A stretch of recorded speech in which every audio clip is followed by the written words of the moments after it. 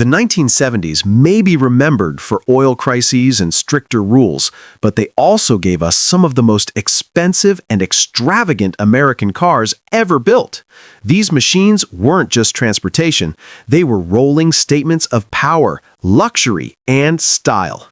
Big engines, bold designs, and price tags that only the wealthy could afford made them true symbols of the era.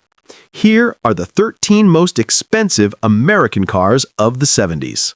Dear viewers, we have set a goal to reach 30,000 subscribers by the end of this year. With your support, we can make it happen, so don't forget to hit that subscribe button and join us on this journey. Thank you. The 1971 Plymouth Hemi Cuda convertible is not just another rare Mopar. It is the absolute crown jewel of American muscle car mythology, a machine that sits at the very top of the hierarchy of desirability, rarity, and sheer automotive folklore. When people talk about holy grail muscle cars, this is the car they mean, the one that combines the raw menace of Chrysler's legendary 426 cubic inch Hemi with the allure of open-air cruising in a body that many argue was one of the most aggressive and beautiful designs of its era. Yet the irony is that when it was new, nobody really wanted one. Plymouth struggled to sell the car, and dealers practically begged customers to take them, often discounting heavily just to move inventory. Today, those very cars fetch prices so staggering, well over $3.5 million in some cases, that they have become rolling symbols of just how misunderstood and underappreciated these machines were in their own time. The story begins with the introduction of the 1970 Cuda, when Plymouth decided to separate the Barracuda from its more pedestrian roots and give it the platform it deserved. With the new E-body, the car was lower, wider, and meaner, perfectly proportioned to house the biggest and baddest engines Chrysler had in its arsenal. By 1971, the styling was sharpened even further, with a new grille that looked like a shark about to swallow you whole, quad headlights, and deeply scalloped fenders. The convertible version only added to the drama, offering the intoxicating combination of brute force performance with top-down freedom. Into this muscular frame, buyers could order the legendary 426 Hemi, a dual four-barrel, race-bred monster that officially produced 425 horsepower, but was widely believed to be underrated, with real output closer to 475. It was the kind of engine that turned ordinary stoplights into drag strips, the kind of engine that could make tires scream for mercy at the flick of your right foot. But here's where rarity comes in. The Hemi was an expensive option, costing over $800 in 1971, more than a tenth of the car's entire base price. Add to that the fact that insurance companies were cracking down hard on high-horsepower cars, slapping sky-high premiums on anything with a reputation for speed, and suddenly the idea of buying a convertible with a giant racing motor made almost no sense. By 1971, the muscle car era was already showing cracks. Emissions regulations were tightening, insurance was strangling buyers, and the oil crisis loomed on the horizon. Most buyers went with more practical engines like the 383 or the 446 pack, leaving the Hemi to only the most die-hard speed junkies with money to burn. The result was that only 11 people that year checked the box for a Hemi Cuda convertible. 11! Out of the tens of thousands of Barracudas built, just a handful left the factory as these ultimate machines. On the road, the 71 Hemi Cuda convertible was a paradox. Drop the top, and you could enjoy the sunshine like a gentleman in a luxury cruiser. But the moment you touched the throttle, it transformed into a barely tamed beast, the dual Carter carburetors gulping air like a pair of jet turbines, the Hemi rumbling with a sound that felt closer to an earthquake than an engine. Owners often described the car as wildly overpowered for a convertible because the chassis flex was noticeable and keeping the rear tires hooked up was nearly impossible. It was a car that demanded respect. It would bite if you treated it casually. Yet that danger was part of the allure. As one owner put it years later, it felt like driving a loaded gun with the safety off. You never forgot what was under the hood. Of course, time has a way of rewriting history. In 1971, the car sat unsold, sometimes languishing on dealer lots. Today, collectors practically fight to get their hands on one, with auction houses turning them into headline-making events. The combination of rarity, provenance, and cultural significance has made the Hemi Cuda convertible the single most valuable muscle car of the decade, eclipsing even the rarest Shelbys and Yenkos. One famously sold for over $3.5 million, and some insiders whisper that private sales have gone even higher. These cars are so rare that every surviving example is documented, tracked, and treated like a piece of art. Even wrecked ones have been resurrected because the idea of letting one die is unthinkable. The 1971 Plymouth Hemi Cuda convertible represents the absolute peak of muscle car excess. It was built at the worst possible time, when the market was collapsing, insurance was crippling buyers, and regulations were looming on the horizon. And that's exactly why so few were made. It was too loud, too expensive, too impractical, and too wild for its era. And that very failure has made it priceless today. It is a time capsule of an America that was still willing to build cars that put performance above everything else, even common sense. The 1970 Chevrolet Chevelle SS 454 LS6 convertible is one of those mythic machines that sits at the very pinnacle of muscle car lore, the kind of car that almost seems too perfect to have actually existed. For many enthusiasts, the 1970 model year was the absolute zenith of the muscle car era. Horsepower was at its peak, styling was bold and aggressive, insurance companies hadn't yet strangled the fun completely, and emissions regulations were still a storm cloud on the horizon rather than a downpour. Into this perfect storm came the Chevelle SS 454 LS6, a car so powerful, so dominant, and so brutally fast that it became an instant legend. And when you take that near-perfect formula and combine it with the convertible body style, a rarity in itself, you end up with a car so scarce and so desirable that collectors today treat it like automotive treasure, often bidding 7 figures just for the chance to own one. The Chevelle was already Chevrolet's crown jewel of the muscle car lineup. Positioned above the Camaro in size and attitude, the Chevelle SS was meant to intimidate, and with the redesign in 1970, it looked more muscular than ever. Its wide, aggressive stance, bulging fenders, and twin racing stripes telegraphed its intentions from a mile away. Buyers could order the SS 396 or the new 454, but those in the know went for the LS6 package. This wasn't just another big block, it was the ultimate. The LS6 454 cubic inch V8 was rated at 450 horsepower and a staggering 500 pound-feet of torque, making it the most powerful production engine Chevrolet had ever stuffed into a car at the time. In reality, dyno numbers suggested the LS6 was underrated, with actual output closer to 500 horsepower. Car and Driver tested the LS6 Chevelle and managed quarter-mile times in the low 13-second range, astonishing for a car of that size in 1970, and fast enough to embarrass Corvettes and most Ferraris of the day. Now imagine all of that power in a convertible. In an era when convertibles were already losing popularity due to safety concerns, Chevrolet produced only a tiny fraction of Chevelle's Hez drop-tops. And of those, only a handful were ordered with the LS6 engine. Exact numbers remain a topic of debate among historians, but most agree that only around 20 LS6 Chevelle convertibles were ever built in 1970. That rarity makes them almost mythical, the kind of car that most enthusiasts will never see in person, let alone drive. When you add in the fact that many were driven hard and not all survived, the number of documented survivors is vanishingly small. Behind the wheel, the LS6 convertible was both intoxicating and terrifying. Drop the top on a warm summer night, slide the Muncie 4-speed into first, and the world would explode into sound and fury. The roar of the 454 was unlike anything else, a deep, guttural thunder that shook the ground, accompanied by a relentless surge of torque that could roast the rear tires at will. Owners often recalled the strange duality of the car. On one hand, it was a comfortable mid-size convertible, perfect for cruising to the drive-in with the wind in your hair. On the other, it was a barely contained drag strip monster, eager to break traction and lunge forward like a caged animal.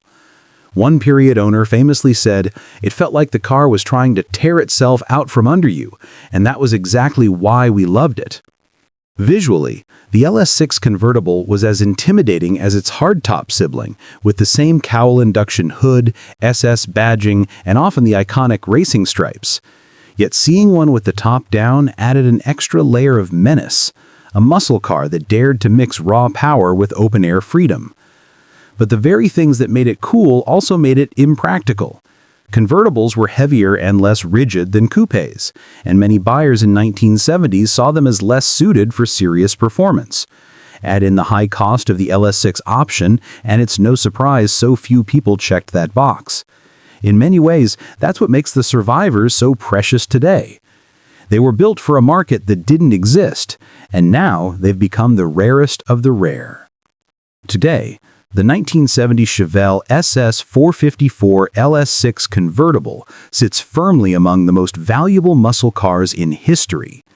At high-profile auctions, they've sold for well over $1 million, with some approaching $1.5 million, depending on provenance, originality, and condition. To put that in perspective, that's supercar money for a Chevrolet family car that was once seen as a risky, overpowered indulgence. But rarity, beauty, and raw performance always rise to the top, and the LS6 convertible has earned its place as a crown jewel of the muscle car world. More than just a car, the LS6 convertible represents a fleeting moment in time. A brief, glorious window when automakers were still pushing the limits of performance with no thought to regulations, fuel shortages, or practicality. It was the last pure peak of the muscle car era, and because of its rarity and unmatched performance, it has become an object of obsession for collectors. Would you like me to expand this even more, painting the scene of what it was like to order one new in 1970? Walking into a Chevrolet dealer, seeing the LS6 convertible gleaming on the lot, and realizing you were looking at one of the most dangerous and desirable cars of its generation? The 1971 Dodge Charger Daytona Hemi is one of those almost mythical cars, the kind of machine that feels more like legend than reality. By the early 1970s, the muscle car wars were already starting to cool down. Insurance companies had begun cracking down on high-horsepower machines, federal safety and emission standards were looming, and the first rumblings of the oil crisis were in the air. Yet, sitting in some Dodge showrooms were leftovers from an earlier, wilder time, the Dodge Charger Daytona. Born in 1969 as a NASCAR homologation special, a car so extreme it looked more like a jet fighter with wheels than a street machine. By 1971, any Daytona that hadn't yet been sold was a complete oddity, sitting unsold not because it was unworthy, but because it was too outrageous, too expensive, and too misunderstood for the average Dodge customer. The Daytona itself was already a legend. Created as Dodge's answer to Ford's Aero War dominance with the Torino Talladega, the Daytona was engineered purely to win races. It had that wild 23-inch nose cone up front, a massive 58-inch rear wing out back, and a body sculpted not for beauty, but for sheer aerodynamic efficiency. On the track, it was a monster, breaking the 200-mile-per-hour barrier and dominating NASCAR in 1969 and 1970. But to be eligible for competition, Dodge had to sell at least 500 road-going versions. They ended up building just under 505 in 1969. And some of those cars didn't immediately find homes. Buyers walked into dealerships, saw a Charger with a giant wing and a $4,500 sticker price, astronomical for a Dodge at the time, and often walked back out shaking their heads. This is where the 1971 Daytonas come into the story. Technically, all Daytona production was 1969, but the unsold inventory lingered into 1970 and even 1971. A few dealers held on to them, sometimes discounting them, sometimes trying to convince buyers that they were rare collectibles, a hard sell back then. So if you were a sharp-eyed enthusiast in 1971, you could still stumble upon a brand new Hemi Daytona sitting in the corner of a dealership like some kind of exotic bird gathering dust. To put it in perspective, in 1971, a buyer could have chosen a brand new Dodge Challenger, a Plymouth Cuda, or a Roadrunner Superbird for less money than a Daytona. Most buyers chose the newer, cheaper cars. The holy grail among these leftover Daytonas were, of course, the Hemi cars. The legendary 426 Hemi engine was already a near mythical piece of machinery by the early 70s. Rated at 425 horsepower, but in reality, pushing closer to 470, the Hemi gave the Daytona otherworldly performance for its day. Paired with either a 4-speed manual or a TorqueFlite automatic, the Hemi Daytona could run the quarter mile in the mid-13s and top out near 150 miles an hour. Insane numbers for a 2-ton brick with a nose cone and a wing. But for all that performance, the Hemi option added a hefty premium to the sticker price, pushing the Daytona into territory normally reserved for Corvettes or even imported sports cars. It's no wonder so many lingered unsold. Owners who actually bought these cars in 1970 or 1971 often had mixed experiences. On one hand, they owned one of the fastest, most striking machines on the planet. On the other, they quickly realized what it meant to daily drive a NASCAR refugee. Parking one was a nightmare thanks to the extended nose. The rear wing drew more attention than most people wanted. The Hemi guzzled fuel like a dragster, averaging single-digit MPG. And police officers knew exactly what it was, meaning you couldn't sneeze near the throttle without getting pulled over. One period owner recalled, "It was like driving a spaceship through town. Everyone stared, everyone wanted to race you, and the cops never looked away." It was fun, but exhausting. Fast forward to today, and the market has completely flipped. What was once an unsellable oddball is now one of the most desirable muscle cars in the world.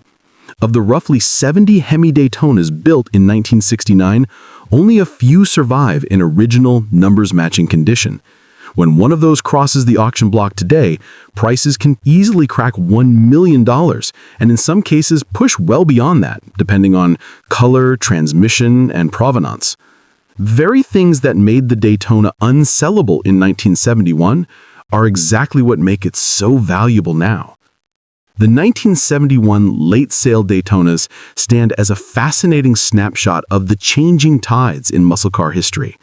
They were relics of the no-holds-barred horsepower wars, left stranded in an era when the world was starting to turn toward economy and restraint. For the few enthusiasts who had the vision and cash to buy one back then, they unknowingly secured one of the most valuable Mopars ever built. Today, these cars are worshipped as museum pieces, rolling testaments to the wildest chapter in Detroit's performance history. Would you like me to expand this further by describing what it would have been like for a Dodge fan to walk into a dealership in 1971, see a leftover Daytona next to a brand new 71 Charger, and feel torn between the future and the last great winged warrior? The 1970 Buick GSX Stage 1 is often remembered as the car that finally shattered Buick's reputation as a builder of quiet, conservative luxury machines for well-heeled professionals. For decades before, Buick had carefully cultivated an image as the doctor's car, the lawyer's choice, the ride for the man who wanted refinement without the ostentation of a Cadillac. Yet by the late 1960s, when muscle cars had become the defining craze of Detroit, Buick decided it could no longer sit quietly on the sidelines. The Grand Sport series was their first answer, but the GSX of 1970 was their loudest statement of intent. It was bold, brash, and unapologetically aggressive, the polar opposite of everything Buick had once stood for. When it debuted, the GSX was the most expensive muscle car Buick had ever produced, carrying a base price that pushed it into Corvette territory. On top of the regular GS 455, the GSX package cost nearly $1,200, which was a fortune at the time. That money, however, bought buyers something genuinely unique. Standard equipment included heavy-duty suspension, front and rear sway bars, variable ratio power steering, power front disc brakes, and a posi traction rear end. The styling was radical for a Buick. A bold front chin spoiler, a rear deck lid wing, hood-mounted tachometer, blacked-out grille, and enormous side stripes running down the flanks. The car came in only two colors, Apollo white and Saturn yellow, both paired with dramatic contrasting graphics. Buick was deliberately forcing buyers to choose something flamboyant, a far cry from the muted metallics that had defined its brand image for years. At the heart of the GSX was Buick's mighty 455 cubic inch Stage 1 V8, one of the most torque-laden engines of the muscle car era. Officially rated at 360 horsepower, it was one of those classic cases of Detroit underrating to keep insurance companies and regulators satisfied. On the dyno, the engine was closer to 400 horsepower, but its real secret weapon was torque. With a staggering 510 pound-feet at just 2,800 RPM, the GSX Stage 1 produced more twisting force than the legendary Chrysler Hemi, the LS6 454 Chevelle, or even the Pontiac Ram Air 4. This made the Buick feel brutally strong in real-world driving. While the Hemi required revs and careful clutch work, the Buick simply buried you in torque as soon as you touched the throttle.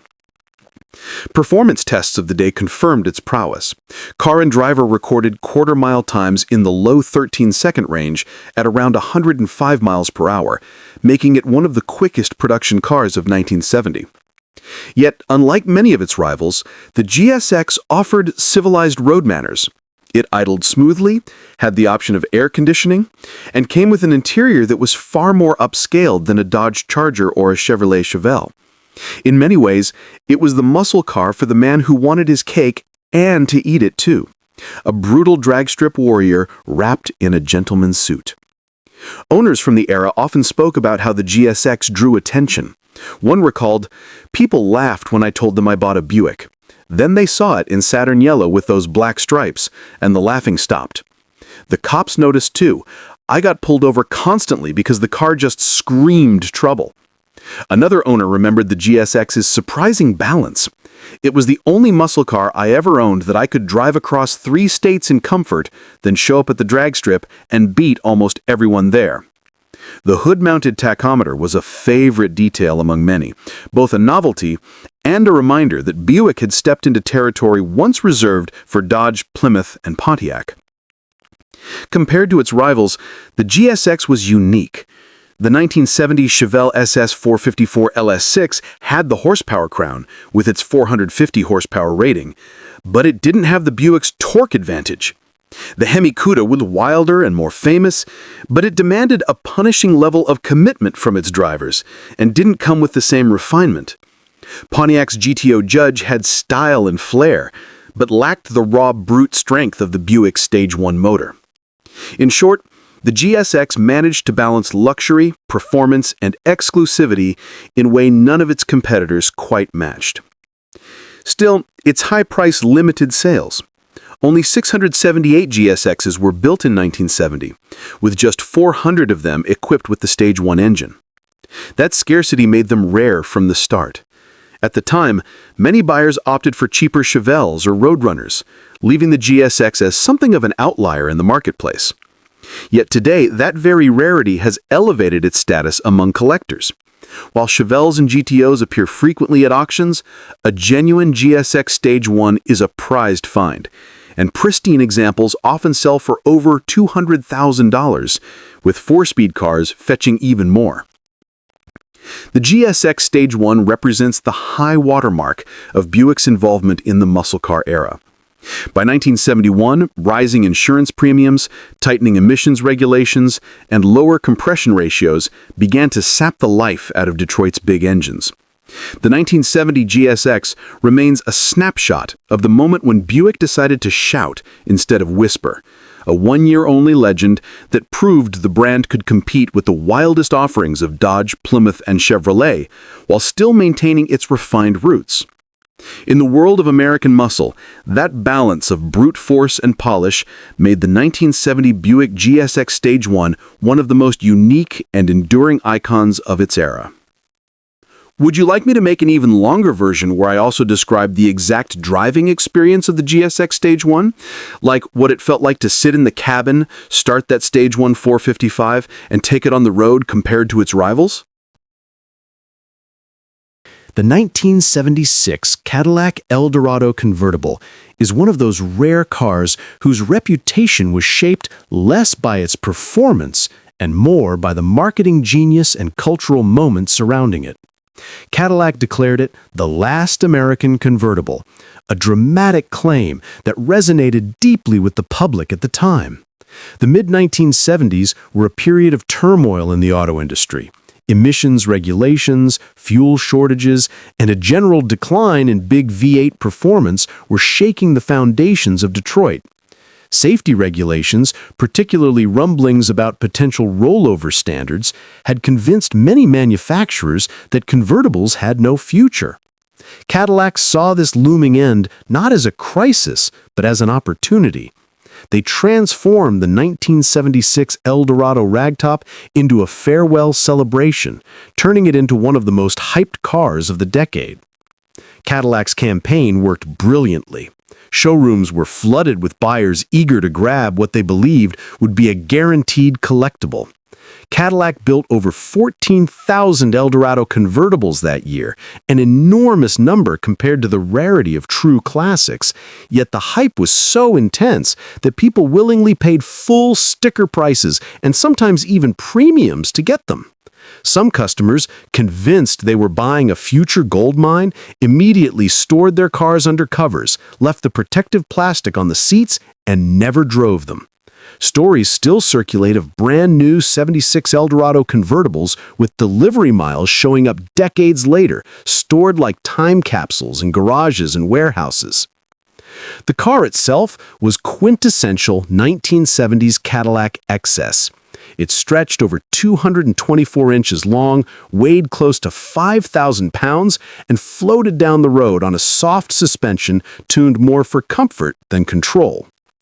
Under the hood was Cadillac's enormous 500 cubic inch V8, the largest displacement passenger car engine ever built. By 1976, however, emissions controls had strangled it to just 190 horsepower in standard form, 215 with fuel injection. But horsepower figures only told part of the story. The big Caddy still produced mountains of low-end torque, and coupled with its smooth 3-speed automatic, it delivered the kind of effortless glide that Cadillac owners loved. Acceleration wasn't brisk compared to the muscle cars of a few years earlier, but the Eldorado was never about speed. It was about presence, smoothness, and luxury on a grand scale. From behind the wheel, it was like piloting a living room couch down the highway. The ride was soft to the point of wallowing, body roll was pronounced in corners, and the steering was overboosted, requiring little more than a fingertip to guide. Yet for the buyers of the day, that was exactly the appeal. In an era of fuel shortages and economic uncertainty, the Eldorado was a statement car, a declaration that comfort, space, and style still mattered.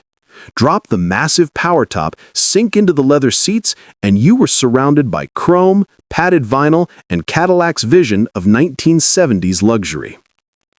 Culturally, the 76 Eldorado convertible became more than just a car. It was a rolling symbol of the end of an era.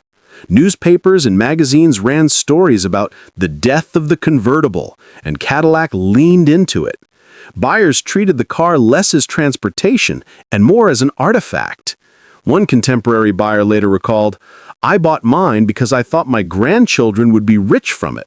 I put 27 miles on it, covered it, and waited. 40 years later, it's still in my garage, and it's worth more than I paid, but not the fortune I expected." Indeed, while the 76 Eldorado convertible has value today, it never reached the astronomical prices some speculators predicted. Because Cadillac built so many, and so many were preserved, the supply of low-mileage examples remains surprisingly high. Unlike ultra-rare Hemi Cudas or LS6 Chevelles, these cars are not million-dollar collectibles. Well-kept examples usually sell for tens of thousands rather than hundreds of thousands. But monetary value aside, their cultural significance and nostalgic pull are enormous. For many people, the Eldorado represents the last gasp of old-school Detroit extravagance before downsizing, front-wheel drive, and stricter regulations forever changed the landscape. Interestingly, Cadillac's claim that the '76 Eldorado was the last American convertible proved untrue within a few years. By 1982, Chrysler had introduced the LeBaron convertible, and soon after, nearly every manufacturer returned to offering open-top cars. But the myth stuck, and the 1976 Eldorado convertible remains remembered as the end of an era car. Its massive proportions, opera-style luxury, and the sheer spectacle of that farewell moment in 1976 secured its place as one of the most iconic symbols of 1970s American automotive culture. Would you like me to expand this even more into a dramatic narrative, painting the picture of what it felt like to be a 1970s car buyer rushing to a Cadillac dealer, imagining the Eldorado as an investment, versus how collectors see it today as a cultural artifact rather than a high-dollar rarity? The 1971 Oldsmobile 442 W30 convertible is not just a car, it is a statement, a distilled piece of the muscle car era, where power, rarity, and style collided in a way that few other vehicles could match. By the early 1970s, muscle cars were entering a paradoxical moment. On one hand, the 1960s had set the stage for insane performance, with lightweight coupes, big block engines, and straight-line dominance defining automotive aspiration. On the other hand, regulatory pressures, rising insurance rates for high-performance cars, and shifting consumer tastes had begun to clip the wings of what Detroit could offer. In this environment, Oldsmobile took a bold step, creating the W30, a performance variant of its already respectable 442 muscle car, and daring to offer it as a convertible, a configuration that combined raw performance with rarefied luxury, and by doing so, created one of the most coveted muscle cars ever built. At the heart of the W30 was the 455 cubic inch Rocket V8, a motor that could deliver incredible torque and acceleration with effortless authority. But the W30 wasn't just a big engine strapped into a car. It was a meticulously engineered package designed for enthusiasts who demanded more than mere bluster. The W30 performance option included specialized cylinder heads, a high-lift camshaft, an aluminum intake manifold, and a Holley 4-barrel carburetor that breathed through the functional fiberglass OAI outside air induction hood scoop. These features combined to produce a factory-rated 350 horsepower and 440 pound-feet of torque. Numbers that were modest on paper, but conservative by Oldsmobile standards. Period testing often showed the W30 outstripping rivals, like the Pontiac GTO, and even some Chevrolet Chevelles, especially in low-end torque and acceleration from a stoplight or through a sweep of the quarter mile. Put simply, it was a car that could quietly crush the competition while looking composed, dignified, and just slightly aloof. Now imagine that power in a convertible. Oldsmobile built 110 W30 convertibles in 1971, and only 33 were equipped with the rare Muncie 4-speed manual. These cars were the pinnacle of Oldsmobile's performance offerings, a combination of high-torque, big-block grunt and the visceral thrill of open-air motoring. Owning one was not just about performance. It was a badge of taste and distinction. Unlike some muscle cars, which were flashy, loud, and cartoonish, the W30 convertible exuded a more subtle aura of menace. From a distance, it looked like any other 442. Handsome, well-proportioned, and sporting tasteful stripes and rally wheels. But from behind the wheel, the driver knew the truth. This was an apex predator of the streets, capable of accelerating with terrifying authority while offering the serenity of a wind-in-your-hair cruise on a Sunday afternoon. Stylistically, the car blended aggression with refinement. The twin-scooped hood was unmistakable to those who knew the W30 code, signaling the presence of the specialized intake and performance package beneath. The interior, particularly in the convertible, was a mixture of comfort and sport. High-back bucket seats, optional console, full instrumentation, and leather or vinyl finishes that hinted at luxury without diluting the car's rawness. Unlike the more boisterous Plymouth Roadrunners or Dodge Super Bs, the W30 convertible maintained a quiet, confident presence, a vehicle for someone who wanted performance without overt theatrics. In many ways, it was the muscle car for the connoisseur, someone who appreciated engineering sophistication as much as brute force. The rarity of the W30 convertible also adds to its mystique today. While the overall 442 line was popular and thousands were produced across various configurations, the combination of W30 package, convertible body, and 4-speed manual made this an extraordinarily limited vehicle. That scarcity is reflected in the collector market. Pristine examples now regularly fetch 6-figure sums, and 4-speed versions in perfect condition can approach or exceed $400,000, depending on provenance and documentation. For comparison, while Hemi Cudas and LS6 Chevelles may dwarf it in headline power or auction spectacle, the W30 convertible occupies a unique space where rarity, subtlety, and authentic Oldsmobile engineering converge. For the 1971 buyer, acquiring one of these cars was a statement of knowledge, taste, and daring. Walking into a dealership, bypassing the standard 442s and Cutlass Supremes, insisting on the rare W30 convertible with a 4-speed transmission, was a choice that said, "I know what this car can do, and I don't mind paying for exclusivity and performance." Many of these buyers treated their cars as collector items from day one, storing them with care, maintaining them meticulously, and driving them sparingly. A prescient move given the modern collector market. Owners today recall that the W30 convertible is not only rare, but still capable of exhilarating performance. Even modern cars struggle to match its low-end torque, and the visceral connection to the engine, the throttle, and the manual transmission remains intensely satisfying. Ultimately, the 1971 Oldsmobile 442 W30 convertible is a car that tells a story of a particular moment in American automotive history, a time when muscle car engineering peaked before regulations and market pressures reshaped the landscape. It embodies the rare intersection of power, refinement, and exclusivity, a car that was both attainable in its day, yet nearly mythical today. Its value is not solely monetary. It is a narrative of what American muscle could be when combined with engineering ambition and tasteful restraint. A vehicle that demanded respect from anyone who saw or drove it. Owning one is not just about possessing a car, it is about holding a piece of automotive history, a reminder of an era when Detroit dared to dream big, build bigger, and deliver raw, uncompromised performance in a form that could also float the wind through your hair on a summer's day.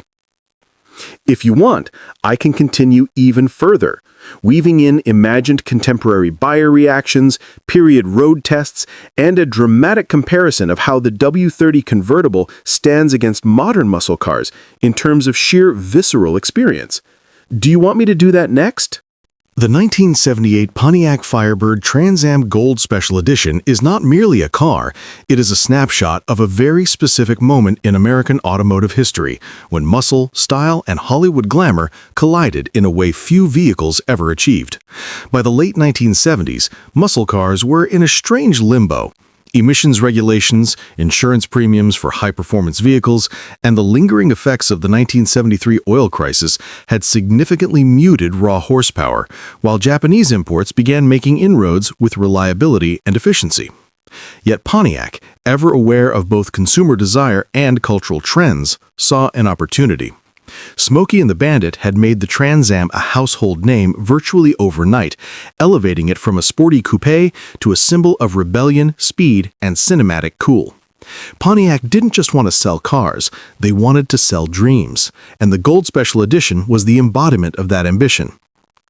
At the heart of this car's appeal was the W72 engine, a 400 cubic inch V8 that provided performance beyond its rating.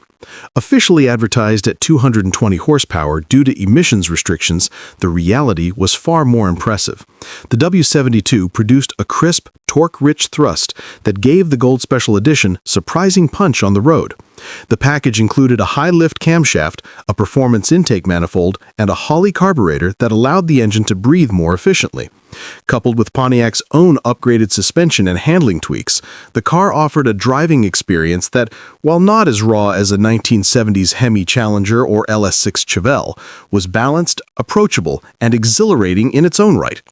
Unlike many muscle cars of the era, which had devolved into overweight, sluggish machines, the Gold Special Edition retained both the aesthetic aggression and dynamic responsiveness that enthusiasts craved. Every press of the throttle delivered a satisfying V8 roar that was unmistakably American, instantly recognizable, and thrilling even by contemporary standards. Beyond its mechanical prowess, the Gold Special Edition was a masterclass in visual theatrics. The signature black and gold paint scheme immediately set it apart from the sea of standard Trans Ams on the road. The massive Screaming Chicken hood decal wasn't just decorative, it became a cultural symbol of speed, style, and swagger, a graphical representation of everything the car promised. T-tops allowed drivers to blend open-air freedom with coupe-like refinement, and subtle gold accents on the wheels, badging, and interior trim elevated the car's aesthetic from performance machine to collectible art piece. Inside, the driver found a cockpit that balanced comfort and sport, supportive high-back bucket seats, a driver-centric instrument cluster, and optional rally gauges that provided essential feedback without overwhelming. It was a car that spoke to both the heart and the eyes, a rare combination in a period when style often outpaced substance. The pricing of the Gold Special Edition also reinforced its position as a quasi-luxury performance car. Fully optioned, it was significantly more expensive than a base Trans Am, yet the premium was justified by a combination of upgraded engine performance, luxurious touches, and the cultural cachet attached to its Hollywood association. Buyers weren't just purchasing a car, they were buying an experience, a connection to a lifestyle of speed, style, and swagger that most other vehicles of the period couldn't offer. Dealers noted that customers were drawn as much to the car's exclusivity and visual drama as to its actual performance, a reflection of Pontiac's marketing genius. Collectors today recognize the 1978 Gold Special Edition Trans Am as more than a nostalgic oddity. It is a carefully crafted icon that bridges performance and pop culture. While other muscle cars command attention solely for engine size or rarity, the Gold Special Edition excels in a more holistic way. Its provenance, W72 performance, striking styling, and association with one of the most beloved films of the era make it highly desirable. Well-preserved examples with original paint, intact decals, and documented history fetch prices well above standard Trans Ams of the period, with some approaching six figures, particularly if they include rare factory options like the W72 engine, T-tops, or a factory-installed rally gauge package. Driving a Gold Special Edition today is akin to stepping back into a moment when American carmakers still had the audacity to combine power, style, and showmanship in ways that defied conventional logic. The car feels alive in a way many modern vehicles cannot replicate. The V8's deep, resonant growl, the responsive throttle, and the tactile feedback of the steering and suspension all contribute to an experience that is visceral and theatrical. Owners often remark that it commands attention wherever it goes, not because it is the fastest car on the road, but because it embodies a distinctive combination of heritage, spectacle, and personality. Driving it even for a short distance evokes the era's optimism, ambition, and cultural flair. The Gold Special Edition also tells a story of timing and opportunism. Pontiac understood the cultural moment perfectly. By leveraging the popularity of a Hollywood blockbuster, they created a product that transcended mere transportation. The car became both aspirational and attainable, a tangible connection to the fantasy of speed and freedom that Smokey and the Bandit represented. It is a vehicle that, while grounded in the realities of 1970s manufacturing and regulatory constraints, managed to convey the excitement and audacity of an earlier muscle car golden age. In essence, the 1978 Pontiac Firebird Trans Am Gold Special Edition is not just a collectible, it is an enduring symbol of the late 1970s American automotive zeitgeist. It represents the rare marriage of genuine performance, visual drama, and cultural significance. While many muscle cars from this era were hampered by emissions, insurance, or uninspired design, the Gold Special Edition remains a testament to Pontiac's ability to craft a car that was not only a joy to drive, but also an icon of style, aspiration, and cinematic mythology. Owning one today is akin to stepping back into a moment when American carmakers still had the audacity to combine power, style, and showmanship in ways that defied conventional logic. If you want, I can continue and expand even further, diving deep into anecdotal stories from owners, comparisons with contemporaneous muscle cars, and a detailed breakdown of exactly how the Gold Special Edition's performance and styling made it both a desirable collector's piece and a cultural phenomenon. Do you want me to go even deeper? The 1970 Chrysler 300 Hearst is one of those rare moments in American automotive history where luxury and raw muscle collided in a way that was as audacious as it was visually striking. Chrysler, always willing to flirt with the extremes, partnered with Hearst Performance, a company best known for its shifters and performance modifications, to create a car that was as much about presence as it was about speed.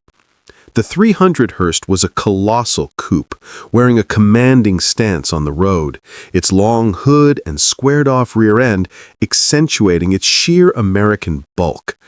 At a time when most muscle cars were compact or mid-sized, Chrysler went in the opposite direction, bigger, heavier, and unapologetically luxurious, a true barge of power that could still rip down a straightaway thanks to its massive 440 cubic inch V8.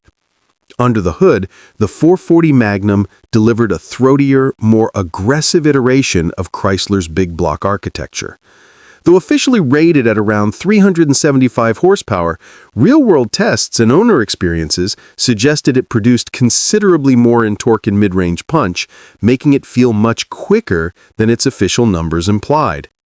Coupled with Hearst's short-throw shifter and heavy-duty automatic or optional manual transmissions, the car could launch with authority, turning its massive size from a liability into a surprising weapon on the quarter-mile. Unlike other luxury coupes of the era, which often sacrificed performance for comfort, the 300 Hearst sought to blend the two, an ambitious mix that few manufacturers dared attempt. It wasn't a lightweight drag car, but it could surprise many unsuspecting drivers who underestimated its capability based solely on size and appearance. Aesthetically, the 300 Hearst screamed opulence and showmanship.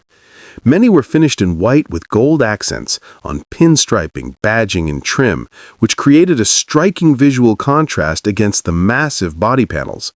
Interiors were equally lavish, featuring top-quality leather seats, wood grain trim, and a dashboard brimming with luxury cues. Even standard features such as power windows, plush carpeting, and deluxe audio options were presented in a way that exuded American excess. It was a car designed to be noticed, to turn heads at country clubs, upscale neighborhoods, and drag strips alike. The combination of size, paint, and Hearst branding ensured that the 300 Hearst was never subtle. It was a statement car, one that practically demanded attention whenever it appeared. The production numbers also contribute to the mystique and collectability of the 300 Hearst. Chrysler made roughly 500 units, a small number considering the scale of American manufacturing at the time. This rarity has translated into high desirability today. Well-preserved examples, especially those retaining original paint, interior, and engine configurations, now fetch significant sums at auction and among collectors. For muscle car enthusiasts who value a blend of comfort, performance, and rarity, the 300 Hearst occupies a unique niche. It is luxurious enough to rival full-size American coupes, potent enough to scare contemporary muscle cars, and rare enough to feel exclusive in any gathering. Driving a 300 Hearst is an experience in contrasts. The car is massive and heavy, yet its V8 provides a sense of raw authority that makes the size almost irrelevant on open roads. Owners often recount the thrill of merging into highways or cruising down wide boulevards, where the car's presence is both visually imposing and physically felt through the torque-rich engine. The steering is weighted, the suspension soft, and the ride forgiving. A proper luxury muscle experience that allows you to enjoy both the engine's power and the comfort of the cabin. Yet this same combination makes it a challenging beast in tight spaces. Its width and length demand respect, turning ordinary parking lots into exercises in patience and skill.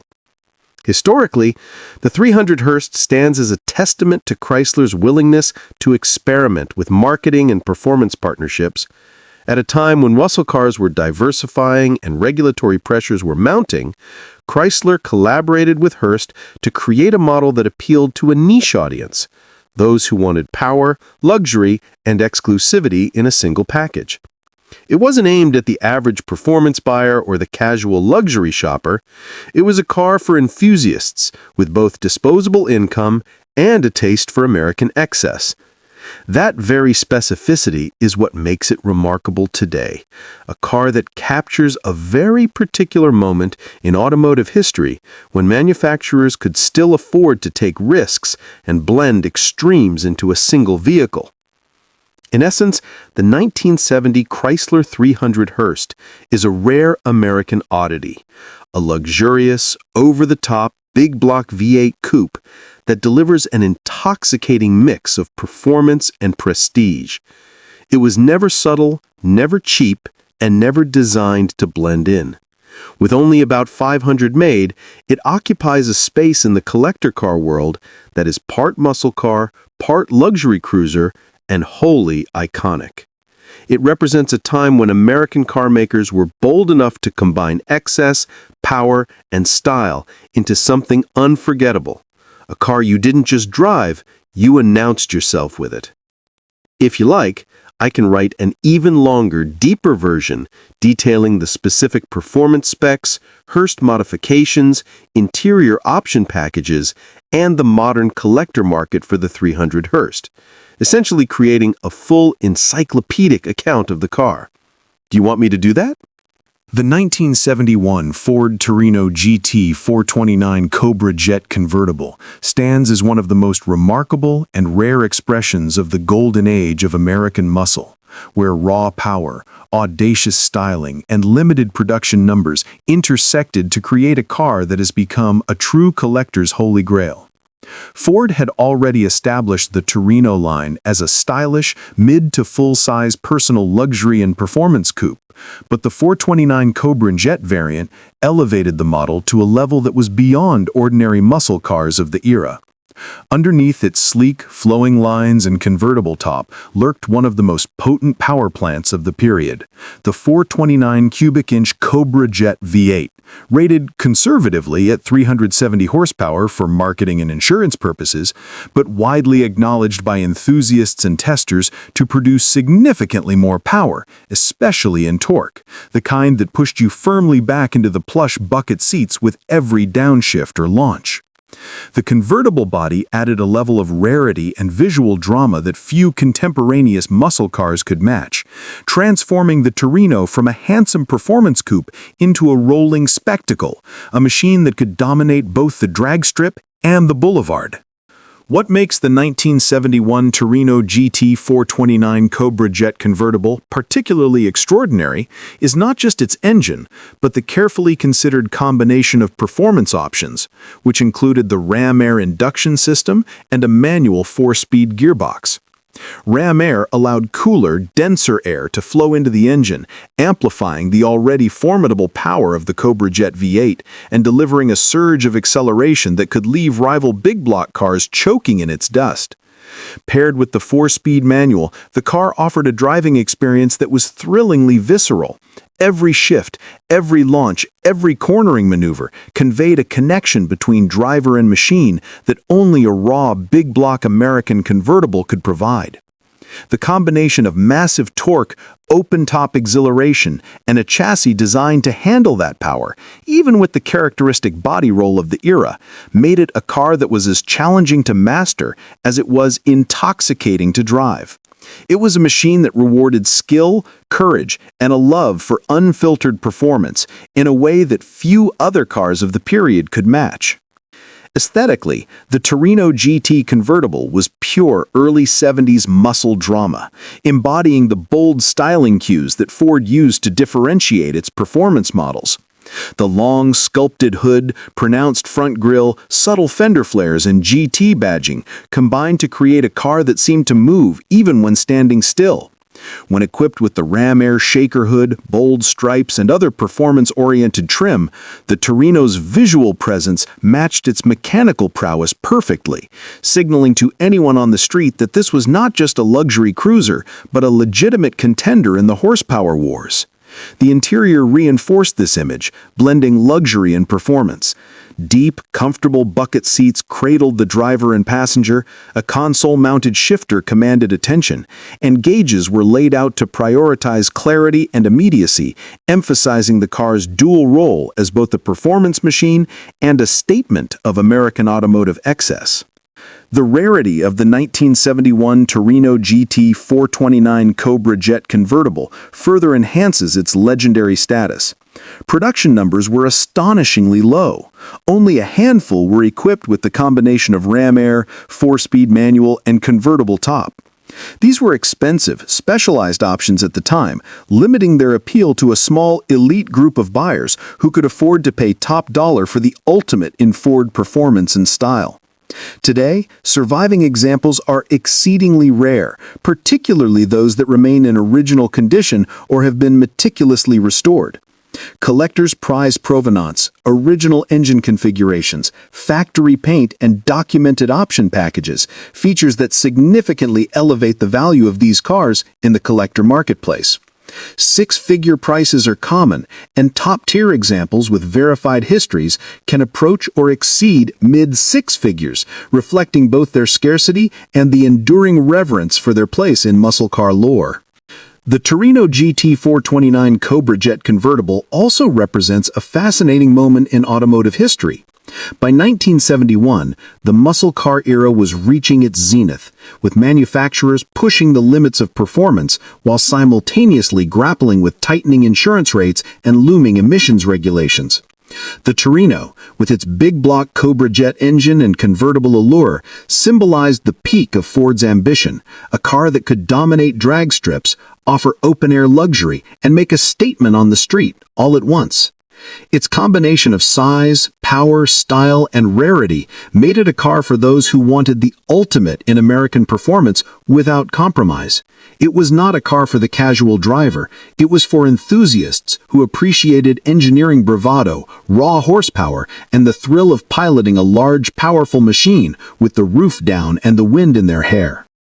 In terms of performance, contemporary tests and anecdotal evidence paint the Torino GT 429 CJ convertible as a serious contender in its class. While not as nimble as smaller muscle cars like Mustangs or Camaros, its raw power allowed it to accelerate with breathtaking force, particularly in a straight line. Quarter-mile times were competitive with many big-block Chevelles, Roadrunners, and GTOs, and the torque-heavy engine made rolling acceleration effortless.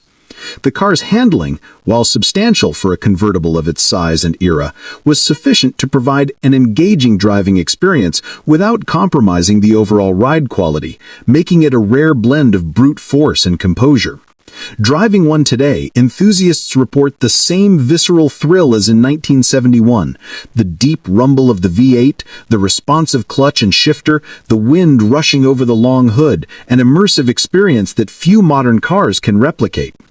Culturally and historically, the Torino GT 429 Cobra Jet convertible occupies a unique niche.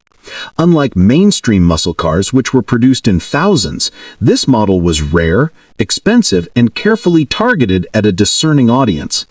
Its rarity, combined with its potent performance and convertible body, has elevated it to near mythical status among collectors. It represents a fleeting moment when American manufacturers could indulge in producing high-performance, luxury-oriented muscle cars without compromise. A time when cars were simultaneously expressions of power, style, and social status. Today, it remains an icon of that era, a car that can be admired for its aesthetics, revered for its performance, and sought after for its scarcity. In essence, the 1971 Ford Torino GT 429 Cobra Jet convertible is more than just a muscle car. It is a symbol of ambition, power, and American automotive audacity. Its combination of rare options, formidable big block performance, dramatic styling, and convertible allure ensures it will remain one of the most coveted and revered cars from the early 1970s. It is a machine that embodies the peak of Ford's muscle car philosophy, offering both collectors and enthusiasts a glimpse into an era when raw power, bold styling, and exclusivity were paramount. A car that was as thrilling to drive as it was unforgettable to behold. If you want, I can now expand this further into a full encyclopedic deep dive, including exact production numbers, detailed engine specifications, quarter-mile times, pricing adjustments for inflation, and even comparisons with contemporary six-figure convertibles like Chevelle SS454 and Hemi Cuda to make it the most exhaustive Torino GT 429 CJ convertible ever written. Do you want me to do that? The 1970 AMC Rebel machine is one of the most fascinating examples of an underdog manufacturer stepping boldly into the high-stakes world of American muscle cars, a realm typically dominated by Detroit's Big Three. AMC, known for producing reliable, affordable, and sometimes quirky compact and mid-size cars, decided in 1970 to create a statement machine that could compete, at least on paper and in the quarter mile, with the likes of Chevelles, Roadrunners, and GTOs. The result was the Rebel machine, a car that combined outrageous styling, a potent V8, and a carefully curated equipment list to produce a muscle car that was undeniably rare, visually striking, and today incredibly collectible. AMC's goal was to create a halo car, a flagship that would draw attention to the brand and showcase its ability to produce serious performance cars despite its smaller size and market footprint. Visually, the Rebel machine screamed performance from every angle. Its most iconic feature was the red, white, and blue stripes package that ran along the hood and front fenders, contrasting sharply with the standard AMC paint schemes of the time.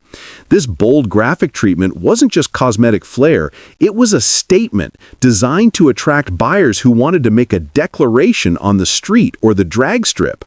Complementing the flamboyant stripes were dual hood scoops, functional or cosmetic depending on the build, and a carefully sculpted front fascia that hinted at the engine's potency lurking beneath. AMC even offered optional rally gauges, bucket seats, and other performance-inspired interior touches to reinforce the machine's identity as more than just a rebadged Rebel. It was a purpose-built muscle car designed to compete in an era when every automaker wanted a high-horsepower halo. Under the hood, the Rebel machine packed AMC's robust 390 cubic inch V8, rated conservatively at 340 horsepower. While not the largest engine available in the muscle car market, it delivered impressive torque and was more than sufficient to make the Rebel machine a drag strip contender. Equipped with a 4-barrel carburetor, heavy-duty suspension, and optional performance upgrades like a 3.91 or 4.10 rear gear ratio, the machine was capable of quarter-mile runs in the mid-13-second range, putting it squarely in competition with more famous big block muscle cars of the era. Its performance, while not class-leading, was complemented by the car's relatively lightweight and well-tuned suspension for the time, giving it a handling edge over heavier competitors while still maintaining classic American straight-line dominance. The Rebel machine was also notable for its production rarity. AMC built only a few hundred examples in 1970, making it a rare sight on the streets even when new. Buyers faced a high price tag compared to typical AMC models, a fact that limited sales but helped cement the car's status as a collector's item decades later. Its rarity, combined with the distinctive paint scheme and bold graphics, makes it instantly recognizable today. Surviving examples are highly sought after by collectors who value both the car's performance potential and its cultural significance as AMC's most flamboyant entry into the muscle car wars. Mechanically, the Rebel machine was surprisingly competent. The 390 V8 was durable, especially when maintained correctly, and AMC engineers ensured that the suspension and drivetrain could handle the engine's torque. While it didn't have the widespread aftermarket support of GM, Ford, or Mopar muscle, the Rebel machine's setup allowed for serious drag racing or spirited street driving, giving owners a unique combination of performance and exclusivity.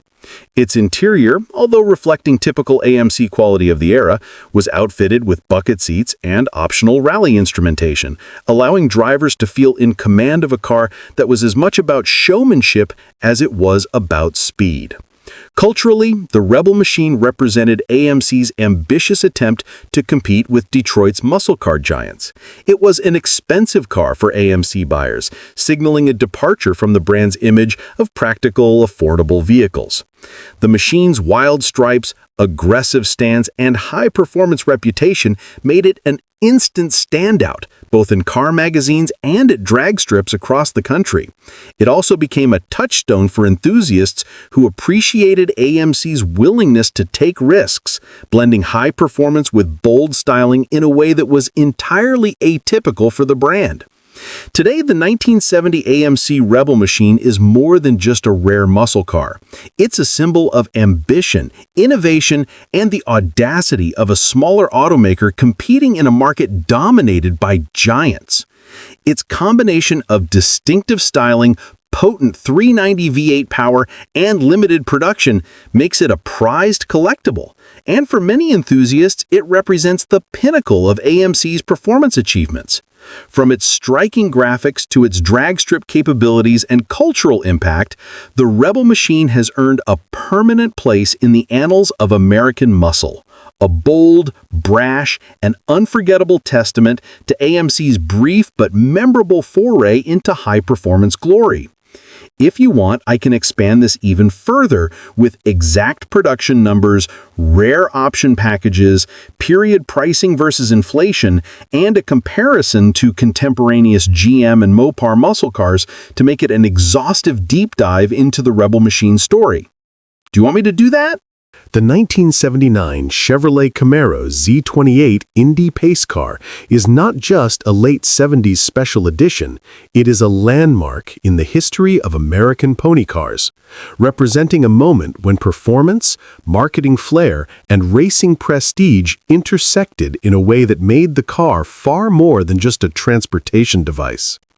By the late 1970s, the muscle car era had been tempered by emissions regulations, rising insurance rates, and the oil crisis.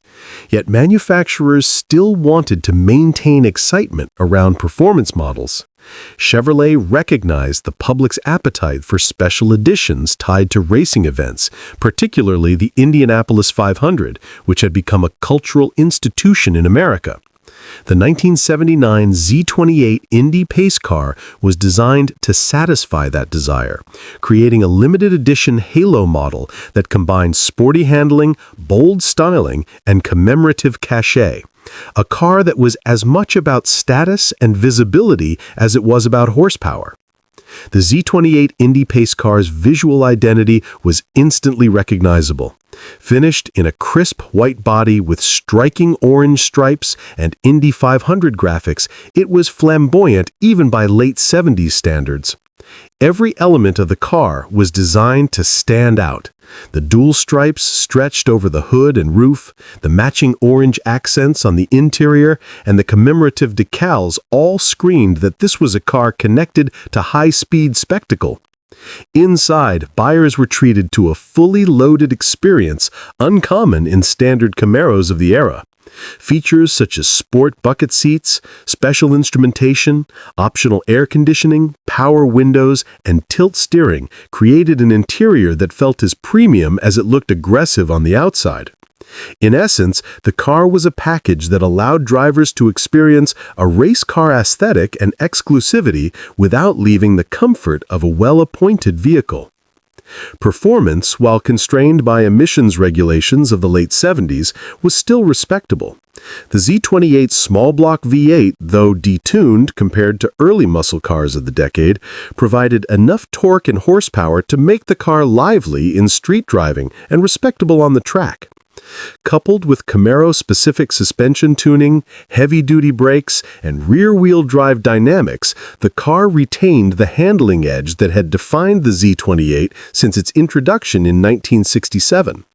While it couldn't dominate a drag strip against true 1970-era big blocks, it still offered spirited acceleration and responsive driving that differentiated it from standard Camaros, making the Pace Car Edition a blend of style and performance that appealed to collectors, enthusiasts, and speculators alike. Production numbers and rarity further elevated the Z28 Indy Pace Car's mystique. Chevrolet manufactured only a limited quantity, a move that guaranteed exclusivity and collectible status from the moment it hit dealerships. The high sticker price compared to base Z28 models meant that buyers were investing in a rare piece of Americana as much as a car.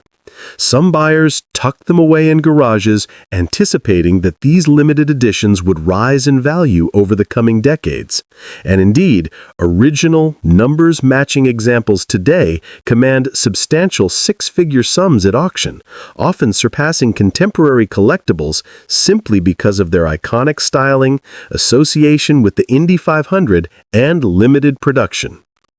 Culturally, the 1979 Z28 Indy Pace Car captures a particular zeitgeist of late 70s America. It reflects the era's fascination with spectacle and celebration in automotive culture, when a car could be an event unto itself. The Indy Pace Car Edition allowed Chevrolet to tie its product to the glamour and excitement of the Indianapolis 500, capitalizing on consumers' desire to own a piece of racing history without leaving their driveway.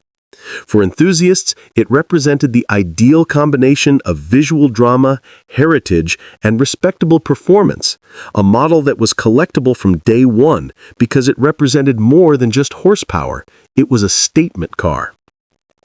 Mechanically, the Z28 was robust and versatile for its era. Its engine, a small block V8 tuned for a balance of reliability and spirited performance, could handle spirited street driving and occasional track outings. Suspension tuning and braking systems provided control that set it apart from the standard Camaro lineup, and the car's relatively light weight for a late 70s pony car meant it still felt agile despite its flamboyant paint and optioned-up interior.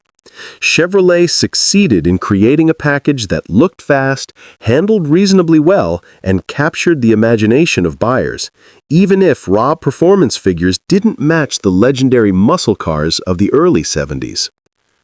Collectors today prize the 1979 Z28 Indy Pace Car not just for its rarity or performance, but for what it represents.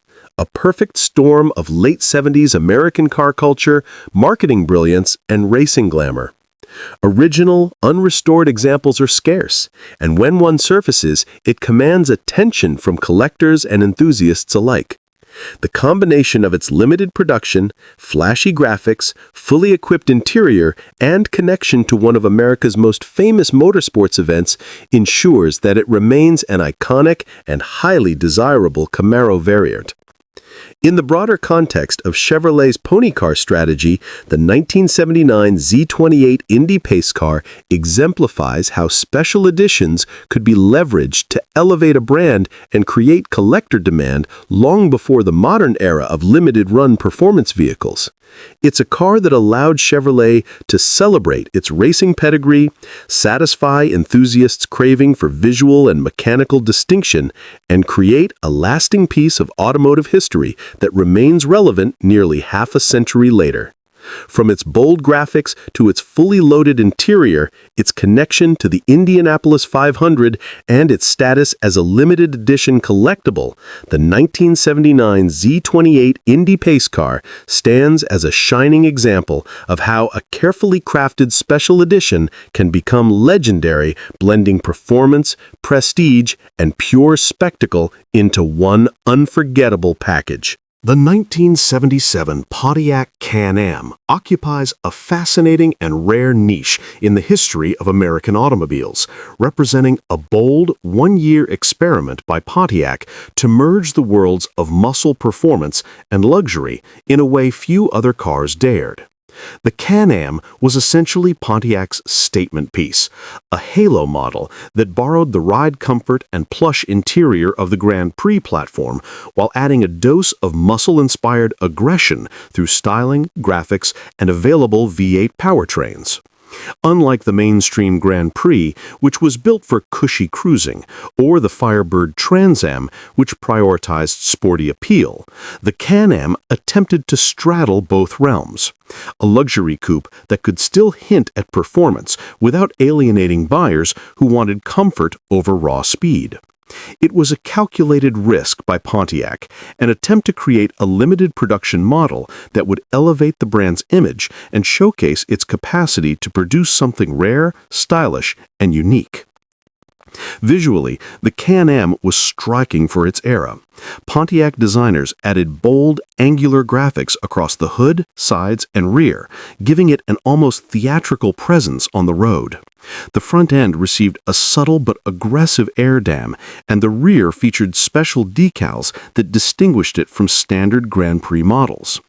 Alloy wheels, optional T-tops, and unique interior touches such as sportier bucket seats, color-matched trim, and special instrumentation created an overall sense that this was no ordinary coupe. The interior, while still luxurious, carried subtle cues of sportiness, balancing comfort with the feel of a driver-focused car. Pontiac was clearly signaling to buyers that the Can-Am was more than a showpiece. It was a limited edition statement about the brand's vision of performance-oriented luxury. Under the hood, the Can-Am could be equipped with Pontiac's V8 engines, ranging from moderate small blocks to the more powerful 400 and 455 cubic inch units, depending on buyer preference and dealer inventory. While these engines didn't transform the Can-Am into a drag strip monster, they provided solid acceleration and torque, allowing the car to feel lively while retaining the smooth ride expected from a full-size luxury coupe. Pontiac carefully tuned the suspension to accommodate both spirited driving and cruising comfort, resulting in a car that could handle winding roads with surprising composure for its size, while still absorbing bumps and imperfections in the pavement, a balance few contemporaries achieved. Production numbers for the 1977 Can-Am were limited, cementing its status as a rare and collectible vehicle. Pontiac produced only a few thousand examples, a small fraction of the total Grand Prix output, making original, well-preserved cars today highly desirable among collectors. Its one-year-only production run was partly due to the high price point, significantly more than a base Grand Prix or even a mid-range Firebird, and partly because Pontiac realized the car's niche appeal was too small to sustain in an era marked by rising fuel costs, tightening emissions regulations, and cautious consumer spending. Its exclusivity, combined with its unique styling and performance positioning, ensured that the Can-Am would be remembered as a collector's gem rather than a mass-market vehicle. Culturally, the Can-Am reflects the late 1970s American automotive mindset, a period when manufacturers sought to combine luxury and sport in inventive, sometimes audacious ways. Unlike cars designed purely for speed or elegance, the Can-Am embodied experimentation, a willingness to push boundaries in styling, options, and branding. Buyers were offered a car that allowed them to enjoy the comfort of a Grand Prix while flaunting distinctive graphics, performance cues, and the sense of owning something few others could have.